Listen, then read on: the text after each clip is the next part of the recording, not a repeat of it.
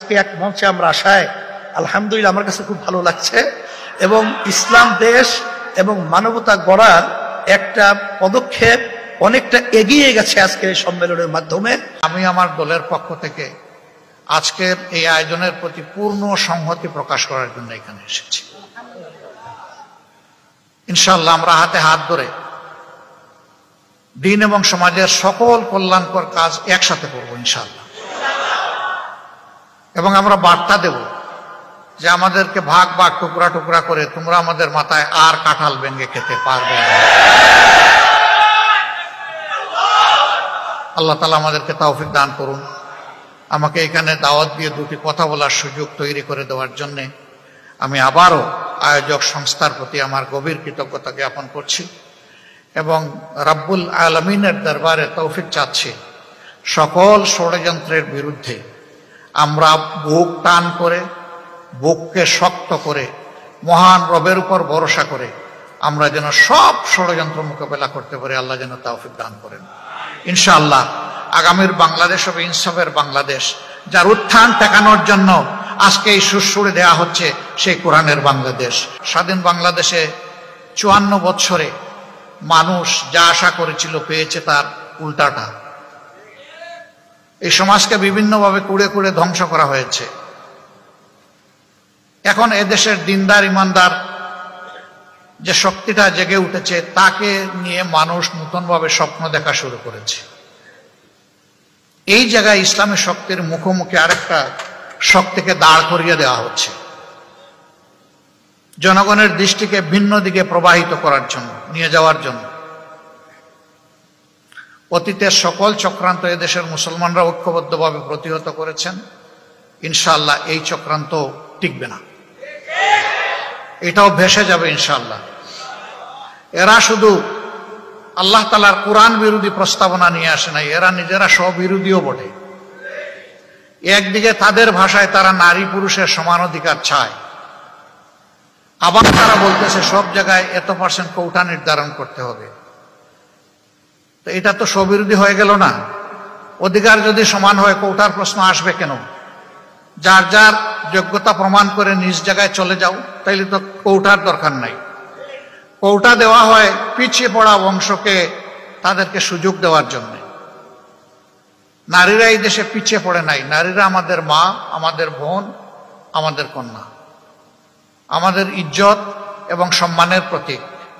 এরা তার সব কিছু তছনছ করে দিতে চায়। পরিবারে পরিবারে এরা দাঙ্গা লাগাতে চায়।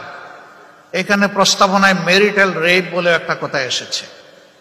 রেপ তো রেপই, রেপ তো দুইটা অসৎ পুরুষ আর নারী যখন একত্রিত হয় বিবাহ বহির্ভূত পন্থায়, সেটার নাম রেপ হবে। বিবাহিত জীবনে রেপের প্রশ্ন আসলো কেন? এর মাধ্যমে স্বামী স্ত্রীতে ঝগড়া লাগিয়ে আমাদের আদালতগুলোতে এই মামলা দিয়ে পরিপূর্ণ করে দেওয়া এদের উদ্দেশ্য। এরা সমাজের বিপর্যয়ের জন্য এই প্রস্তাবনাগুলো এনেছে। এই জন্য আবারও বলি, এ টু জেড আমরা এই কমিশনই মানি না। কিসের ওদের আবার রিপোর্ট? কমিশন থাকলে রিপোর্ট হবে।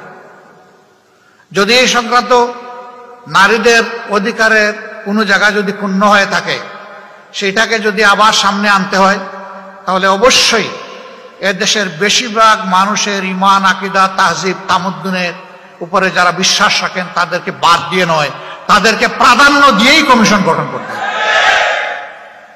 এই কমিশনে দুঃখজনকভাবে সেই রকম একজন নারীকেও রাখা হয়নি। এখানেই তো এটা পক্ষপাত দুষ্ট। আমরা এটা মানব না, আমাদের সাফ কথা, এটা মানব না আমরা। এর জন্য কোনো আন্দোলনেও আমরা যেতে চাই না, কিন্তু যদি আমাদেরকে বাধ্য করা হয় অবশ্যই আমরা আন্দোলন করব। সম্মানিত ভাইয়েরা, যেহেতু নামাজের সময় হয়ে গেছে, আরো গুরুত্বপূর্ণ ব্যক্তিরা রয়েছেন, তারা কথা বলবেন। এই জন্য আমি আমার দলের পক্ষ থেকে আজকের এই আয়োজনের প্রতি পূর্ণ সংহতি প্রকাশ করার জন্য এখানে এসেছি। ইনশাআল্লাহ আমরা হাতে হাত ধরে দিন এবং সমাজের সকল কল্যাণকর কাজ একসাথে করব ইনশাআল্লাহ। এবং আমরা বার্তা দেব যে আমাদেরকে ভাগ ভাগ টুকরা টুকরা করে তোমরা আমাদের মাথায় আর কাঁঠাল ভেঙে খেতে পারবে না। আল্লাহ তাআলা আমাদেরকে তৌফিক দান করুন। আমাকে এখানে দাওয়াত দিয়ে দুটি কথা বলার সুযোগ তৈরি করে দেওয়ার জন্যে আমি আবারও আয়োজক সংস্থার প্রতি আমার গভীর কৃতজ্ঞতা জ্ঞাপন করছি এবং রাব্বুল আলামিনের দরবারে তৌফিক চাচ্ছি সকল ষড়যন্ত্রের বিরুদ্ধে আমরা বুক টান করে, বুককে শক্ত করে, মহান রবের উপর ভরসা করে আমরা যেন সব ষড়যন্ত্র মোকাবেলা করতে পারি। আল্লাহ যেন তৌফিক দান করেন ইনশাআল্লাহ। আগামীর বাংলাদেশ হবে ইনসাফের বাংলাদেশ, যার উত্থান ঠেকানোর জন্য আজকে এই সুরসুরে দেওয়া হচ্ছে সেই কোরআনের বাংলাদেশ। সবাইকে ধন্যবাদ। আসসালামু আলাইকুম ওয়া রাহমাতুল্লাহ। সম্মানিত হাজিরিন, সেমিনারের একদম শেষ পর্যায়ে এবং আজকে আমাদের সম্মানিত আমির আপনাদের সামনে বক্তব্য রাখবেন। এর আগে আমি আপনাদেরকে ছোট্ট একটু নিবেদন করতে চাই। ইসলামের প্রশ্নে, দেশের প্রশ্নে, মানবতার প্রশ্নে আমরা এক এবং অভিন্ন। অতএব পরিচ্ছন্নভাবে বলি, ইসলাম, দেশ এবং মানবতা বিরোধী কোনো কাজ হবে আর আমরা বসে থাকবো, এটা হতে পারে না। অতএব আজকের এই মঞ্চ, আজকের এই স্টেজ, আজকের এই পরিবেশ আজকে একটি সীমাবদ্ধ জায়গায় হলেও আগামীর দিনে গোটা বাংলাদেশে ছড়িয়ে পড়ে আমাদের মুরব্বী এবং নেতাদের পিছনে থেকে কারা কারা আন্দোলন করতে রাজি, একটু হাত তুলে বলে ইনশাআল্লাহ।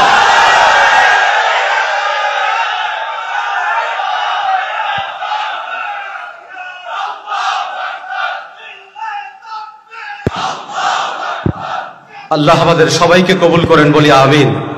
আমাদের দেশকে আল্লাহ সব ধরনের চক্রান্ত ষড়যন্ত্র থেকে হেফাজত করেন বলি আমিন। সম্মানিত হাজিরিন, এই পর্যায়ে আমাদের সামনে গুরুত্বপূর্ণ আলোচনা রাখবেন ইসলামী আন্দোলন বাংলাদেশের সম্মানিত আমির মুফতি সৈয়দ রেজাউল করিম পীর সাহেব চরমোনাই। এই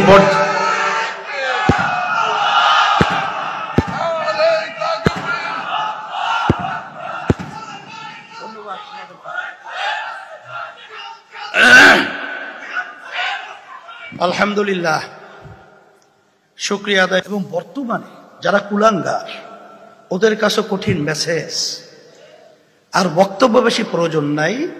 আজকে যারা এখানে উপস্থিত হয়েছে, এর মাধ্যমেই যারা নাকি এই দেশকে অশান্তি করা এবং আমাদের ভবিষ্যৎ প্রজন্ম সহ নাস্তিকতা বাস্তবায়নের যে হীন চিন্তা এবং চেষ্টা করছে, এটা কখনোই তাদের বাস্তবায়ন হবে না।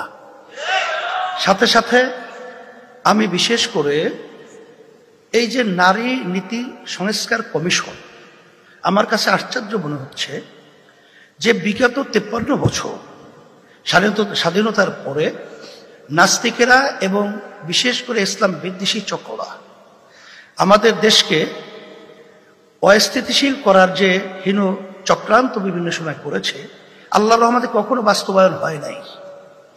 আজকে বর্তমানে অন্তর্বর্তীকালীন সরকার তার মাধ্যমে বা তাদের মাধ্যমে এই হীন চিন্তা বাস্তবায়ন করবে। আমার মনে হচ্ছে যেটা ভালো করেই তারা জানে যেটা বাস্তবায়ন সম্ভব না, কখন এটা বাস্তবায়িত বাংলাদেশে হবে না। তারপরেও তারা এই পথ বেছে নিলে কারণটা কি? আমার মনে হচ্ছে যে আজকে যে আওয়ামী ফ্যাসিস্ট, এরা যে 5ই আগস্ট আল্লাহর মাই গ্রামে একটা কথা আছে, আলমের বাহির, ভাত পাক করেও খেয়ে যেতে পারে নাই। ওরা তো বসে নাই, এবং পাশে বিভিন্ন যে আমাদের শকুন চক্ষু নিয়ে যারা নজর রাখছে তারা তো বসে নাই।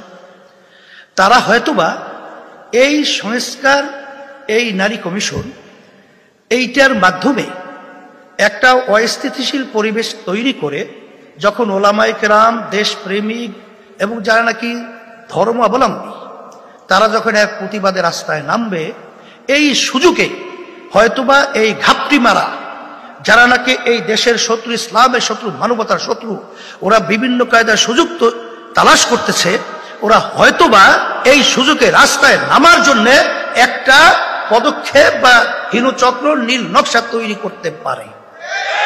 এই জন্য অন্তর্বর্তীকালীন সরকারকে আমি বলবো যে এখানে আপনারা যেই নারী নীতি সংস্কার যে কমিশন করেছেন এবং তাদের যে প্রস্তাব অনুযায়ী আপনারা খুব খুশি ভাবা দিচ্ছেন, এখানে আপনাদের মনে করতে হবে যে এমনিতেই আপনারা কিন্তু জনগণের ভোটে সরকার কিন্তু হন নাই।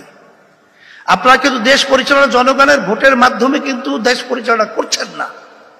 এখানে হাজার হাজার মায়ের কোল খালি হয়েছে, বহু সন্তানদের চক্ষু হারিয়েছে, হাজার হাজার মায়ের সন্তানরা পঙ্গু হয়েছে। এর ফসল হলে আপনারা, আর সেখানে আপনাদেরকে সুন্দরভাবে দেশ পরিচালনা করতে দেবে, এটা আপনারা বুঝেন না। আমরা তো সবসময় আপনাদের সহযোগিতা ছিলাম, এখনো আছি, কিন্তু আমাদেরকে রাস্তায় নামিয়ে আপনাদের মুখামুখি দাঁড় করে ওই ফ্যাসিস্ট এবং ঘাপটি মারা শত্রুরা যেন সুযোগ না নিতে পারে, এটা আপনাদের মাথায় রাখার জন্য আমরা বিশেষ করে অনুরোধ করছি। এরপরেও যদি আপনারা সামনে পা বাড়াতে চান, পরিষ্কার মেসেজ, আল্লাহর রহমতে যারা নাকি বিভিন্ন সময় ফেরাউনি ভূমিকায় ছিল, তারাও কিন্তু তাদের ফেরাউনি ভূমিকা বাস্তবায়ন বাংলার জমিনে করতে পারে নাই। আপনারা তো আল্লাহর রহমতে দেখা দৃষ্টিতে, আমি বলবো কি, ওই কে বলছে না যে 5 মিনিটে আপনারা আপনাদের অবস্থান থেকে সরে যান, 5 মিনিটও সময় পাবেন না। আমি আপনাদের সকলকে ধন্যবাদ জানাচ্ছি, এবং সম্মানিত ওলামায়ে কেরাম এবং রাজনীতিবিদ, এবং বিশেষ করে আমরা যারা আলহামদুলিল্লাহ ইসলামী রাজনীতির সাথে জড়িয়ে আমরা কাজ করছি, আজকে এক মঞ্চে আমরা আসায় আলহামদুলিল্লাহ আমার কাছে খুব ভালো লাগছে। এবং ইসলাম দেশ এবং মানবতা গড়ার একটা পদক্ষেপ অনেকটা এগিয়ে গেছে আজকের এই সম্মেলনের মাধ্যমে। আমি যে আয়োজকদেরকে আবার ধন্যবাদ জানিয়ে, এবং যারা কষ্ট করে এসেছেন সকলকে ধন্যবাদ জানিয়ে, বিশেষ করে মেহমানদারি ব্যবস্থা রয়েছে, এই জন্য আপনারা একটু মেহমানদারি আপনারা আপ্যায়ন গ্রহণ করবেন। এখন দোয়া করি, আল্লাহুম্মা আমিন। রব্বানা আতিনা ফিদ দুনিয়া হাসানা ওয়া ফিল আখিরাতি হাসানা ওয়া কিনা আযাবান নার। আল্লাহ আপনি আমাদের জীবনের গুনাহ খাতা মাফ করে দেন, আল্লাহ তাদেরকে আপনি হেফাজত করেন। সুবহান রাব্বিকা রাব্বিল ইজ্জাতি আম্মা ইয়াসিফুন, সালামুন আলাল মুরসালিন, আলহামদুলিল্লাহি রাব্বিল আলামিন। শুকরিয়া, মাশাআল্লাহ, তোমাদেরকে ধন্যবাদ। সম্মানিত অতিথিবৃন্দ, আমরা আপনাদেরকে অনুরোধ করব একটু আওয়াজ না করি। আর এখানে আমাদের সম্মানিত সাংবাদিক